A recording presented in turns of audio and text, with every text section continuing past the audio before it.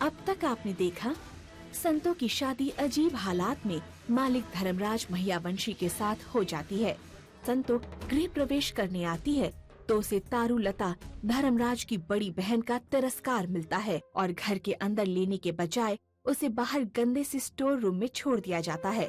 अगली सुबह संतो तुलसी माँ की पूजा करती है। ये देखकर तारुलता बेन उसे बहुत बुरा भला सुनाती हैं।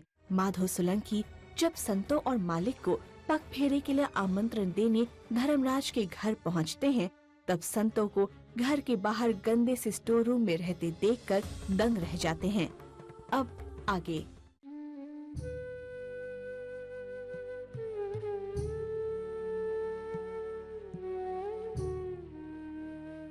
तू भाग्यवान है संतु। धर्मपुर की मालकिन बनना लिखा था तेरे नसीब में।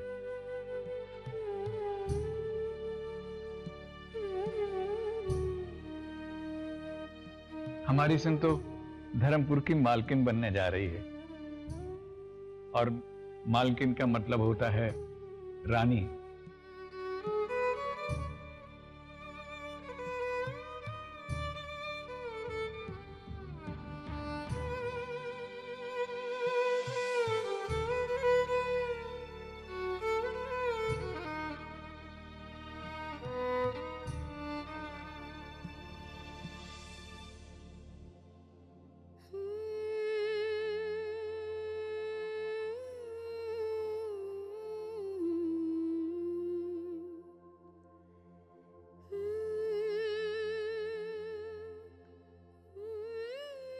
इतनी धूल जमा हो गई थी यहाँ,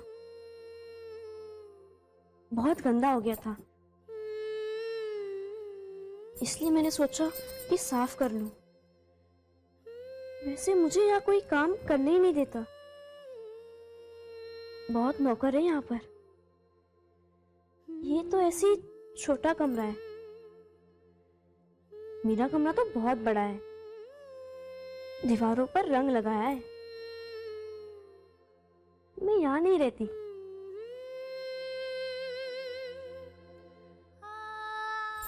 संतुरी,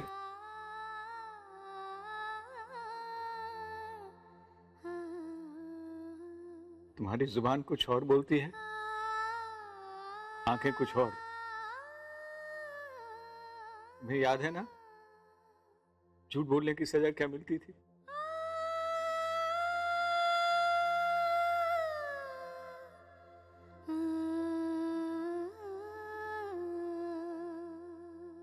अब झूठ नहीं बोलूंगी नाना जी। हे जी अपरम पार प्रभु अवगुण मारा, हे माफ करो ने मोरारी रे।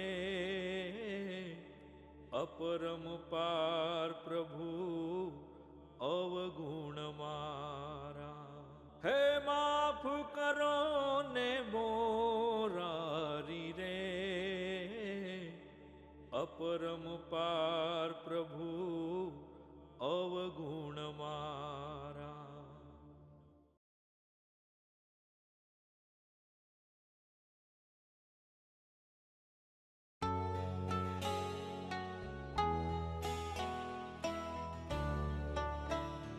ये कंसार तुझे बहुत पसंद है ना? तेरे लिए और तेरे घर वालों के लिए। वाह वाह वाह वाह वाह। तो तुझे क्या लगा तेरी दोहित्री को हम लोग खाना नहीं देते?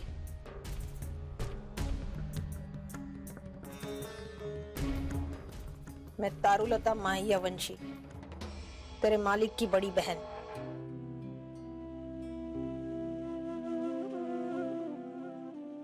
हाँ, मालिक के सामने ऐसे प्रणाम करेगा? है? ऐसे?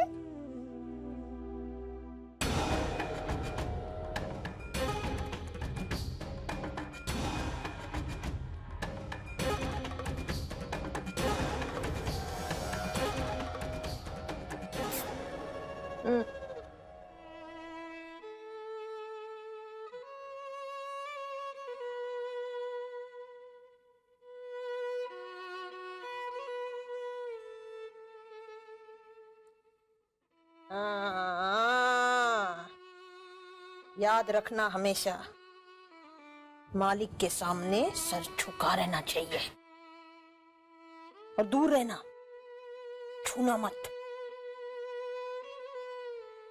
चल बाहर, तेरे से काम है, चलना।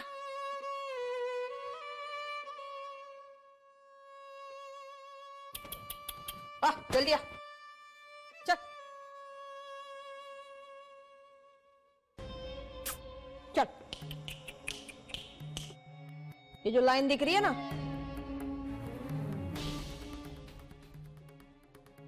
वहां पे आके खड़ा हो जा। आज ये ग्रहण है ने, तो 21 गरीबों को हम लोग दान करते हैं। 20 भूखे नंगे तो मिल गए, एक नहीं मिल रहा था। अच्छा हुआ जो तू आ गया। चल लाइन में खड़ा रहे, आजा।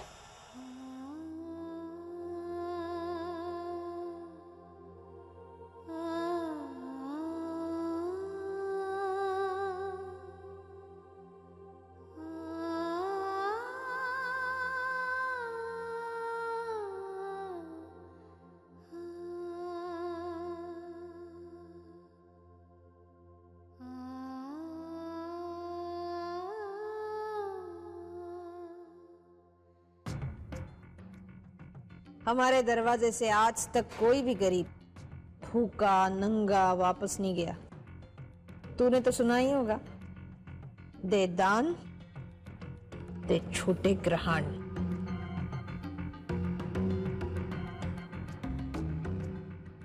इससे हमें पुण्य मिलता है। ले, ये तेरे लिए।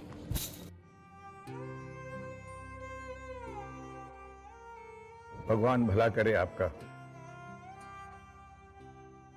ईश्वर करे आप ऐसे ही पुण्य करते रहें।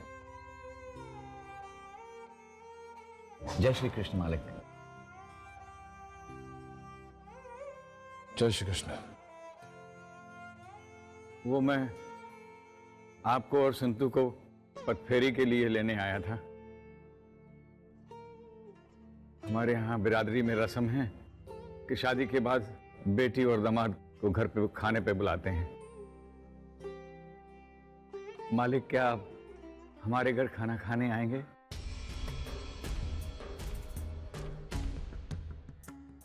खाना तो हम देते हैं गरीबों को दान में, और तुम मालिक को ही खाने पे बुला रहा है? इतनी हिम्मत आ गई?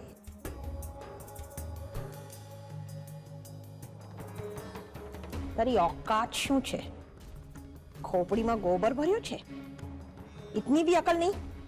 ग्रहण के दिन घर से बाहर कोई नहीं निकलता, और हमारी घर की बहुएं उपवास रखती है पूरा दिन। खाना तो बहुत दूर की बात है, तेरे घर पे भी कोई नहीं आएगा।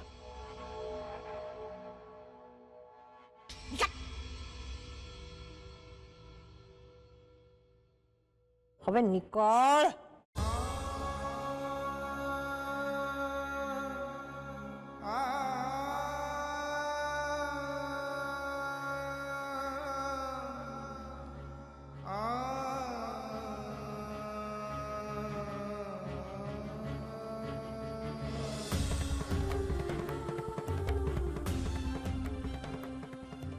रुकिए माधव काका।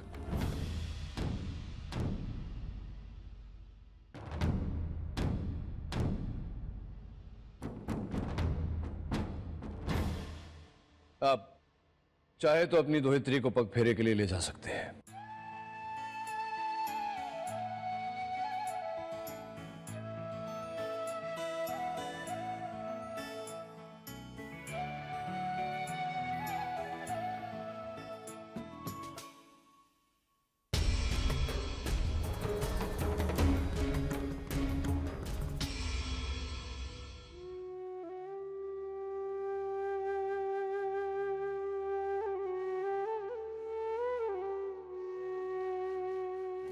सारे दिए क्यों जलाए हुए हैं?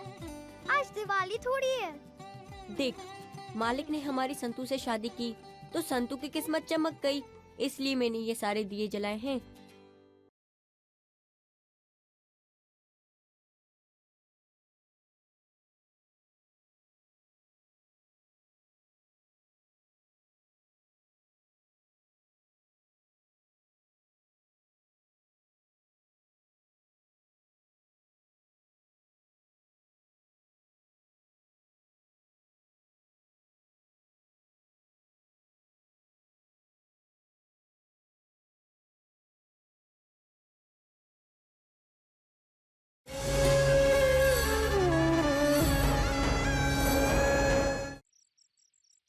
नाना जी, आपने वो कपड़े और खाना क्यों लिया?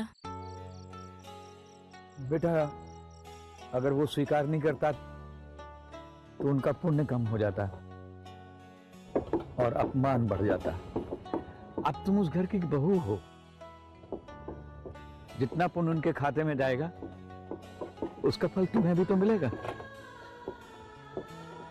ग्रहण चाहे चंद्र पर हो चाहे भाग्य पर, उसे छुड़वाना पड़ता है। उन्होंने दान देकर के छुड़वा लिया और मैंने दान लेकर। समझ रही है ना बेटा? भाईला रोक जरा। क्या हुआ नाना जी, हम यहाँ कुएं के पास क्यों रुके? वो बेटा, खुड़ियार माँ से कुछ मांगना है।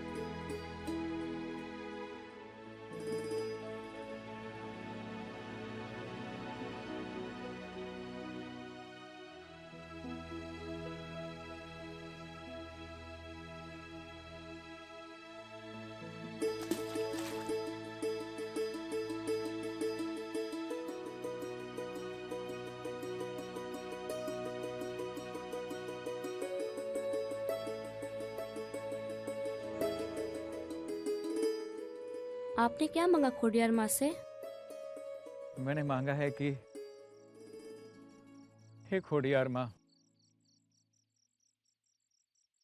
मेरी आयु रेखा थोड़ी और लंबी कर दे, ताकि मैं अपनी संतु की खुशी इन आंखों से देख सकूं।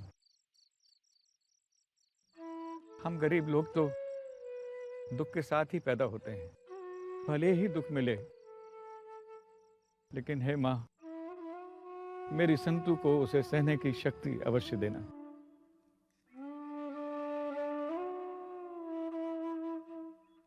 नाना जी, मुझे भी एक सिक्का दीजिए।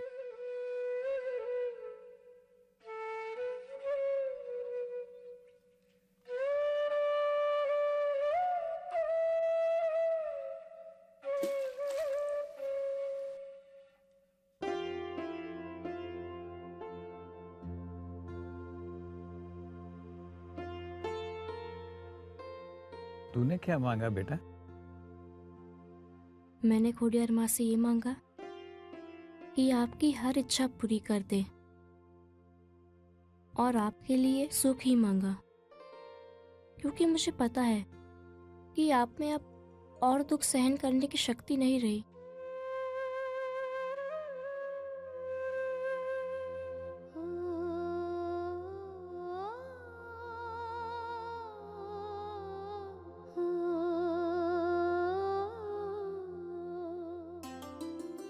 जरा कम खाना, समझे? हाँ, काफी रहते।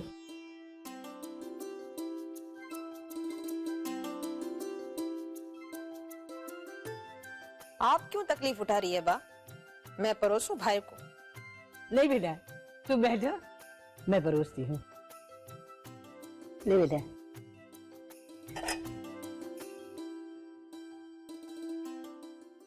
बस बाबा, एक बात मेरी समझ में नहीं आई नानका,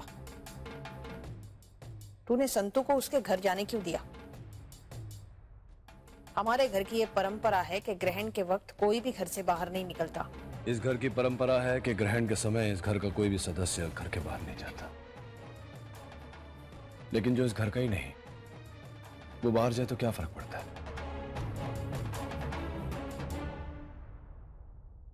बैसो ने बा, बैसो। हाँ, आप बैठिए, मैं परोसती हूँ। हाँ बेटा।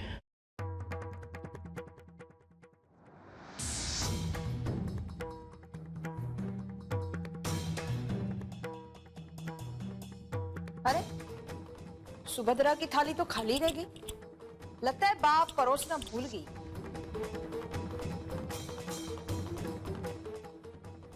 क्यों करो जो मोटी बहन? सुभद्रा ग्रहण के दिन उपवास रखती थी ना। ग्रहण खुलने के बाद भी कभी नहीं खाती थी। भूली गया तुम्हें? भूलना ही था। इन सब सोने के थालियों के बीच पीतल की थाली जो आ गई।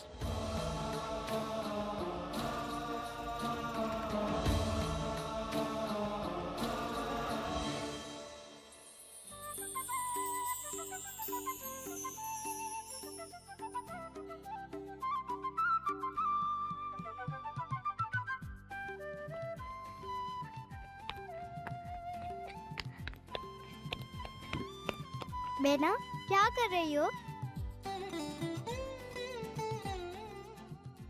साथियों, आज बनेवीलाल और संतू पहली बार घर पर आ रहे हैं ना, तो उनकी पूजा के लिए। और ये इतने सारे दिए क्यों जलाए हुए हैं? आज दिवाली थोड़ी है। देख, मालिक ने हमारी संतू से शादी की तो संतू की किस्मत चमक गई, इसलिए मैंने ये सारे दिए जलाए हैं।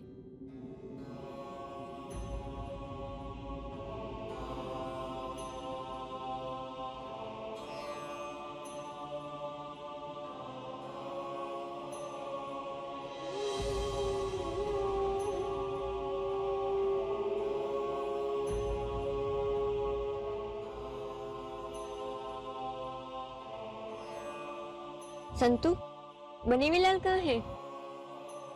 પહેલા જમવાનું તો પીરસ, પછી બતાવીશ. जी नाना जी।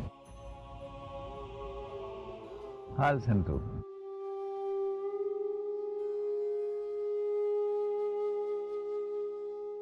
मूंगे के सवालों के झूठे और मीठे जवाब तो मैंने सुन लिए। अब सच नीम जैसा कड़वा है या कंसार जितना मीठा?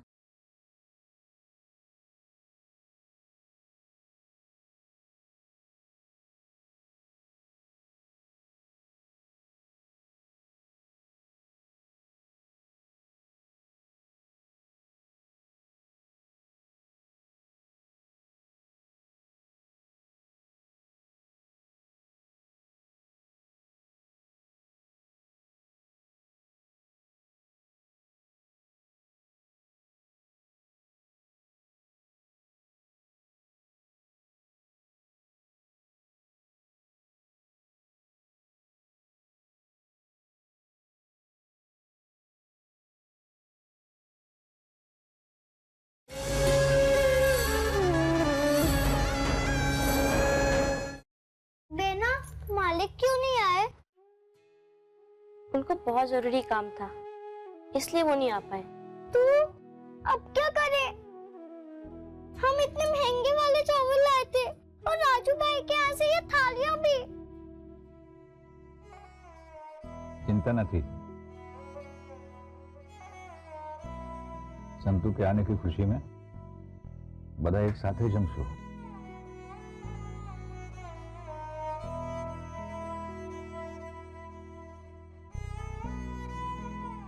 कितने मीठे हैं ये चावल। बेना, तुम्हारे सासरे में तो रोज ये महंगे मीठे वाले चावल मिलते होंगे ना? बेना, बताओ ना, वहाँ सब कैसा है? सब कैसे हैं? घर बड़ा है? બહુ મોટું છે, बड़े बड़े कमरे हैं। और तुम्हारा कमरा?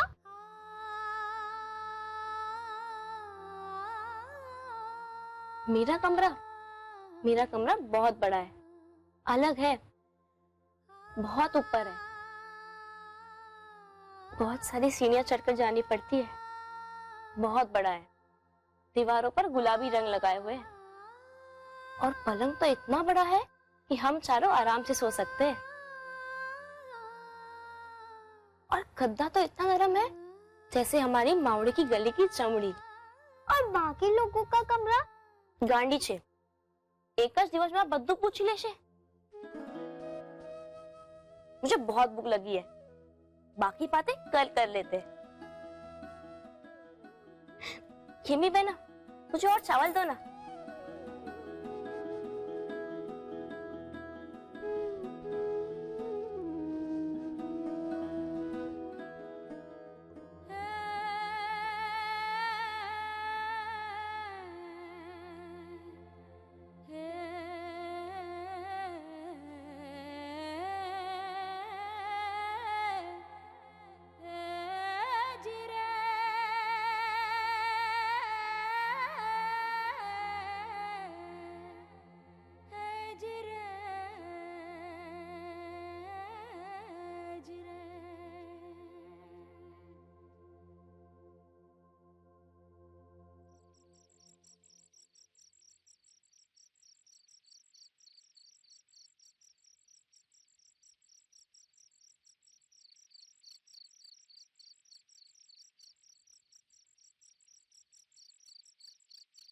मैं तारुलता माहियावंशी, याद रखना हमेशा की बड़ी बहन। कारीगर हमारे दरवाजे से आज तक कोई किस गरीबों को हम लोग दान कर भूखे नंगे तो मिल गए, तूने तो एक नहीं मिल रहा था। अच्छा हुआ कि तू आ गया। चल लाइन में खड़ा रहे। अरे ग्रहण के दिन घर से बाहर कोई नहीं निकलता और हमारी घर की बहुएं उपवास रखती है पूरा दिन।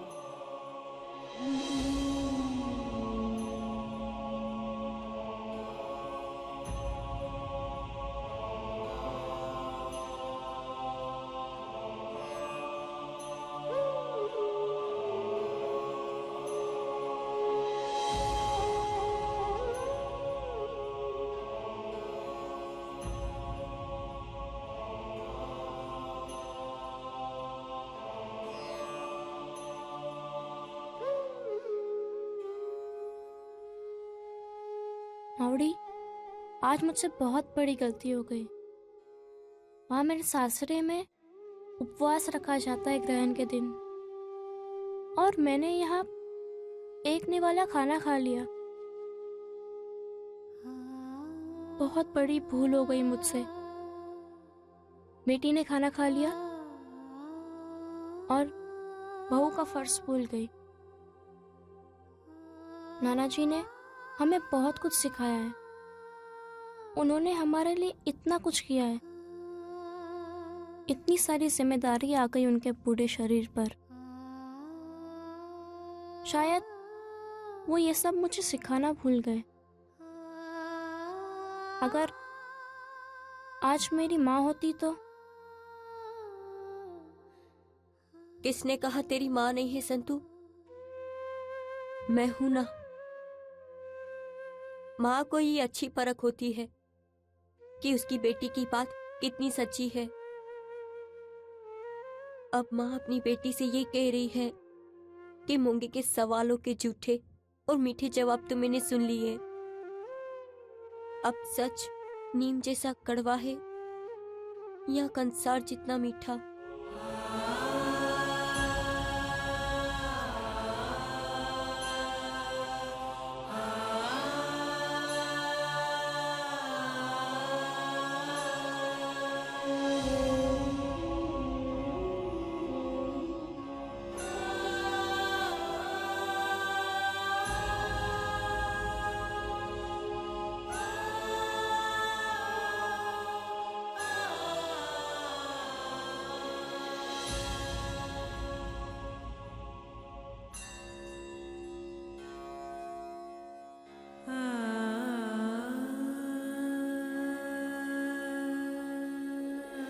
तीन महीने कब बीत चुके पता ही नहीं चला। बच्चे कब वॉइड टूट से वापस आ जाएंगे और उनको पता चलेगा तब। તમે ચિંતા ના કરો બાપુજી, કશો જ ફરક નહીં પડે।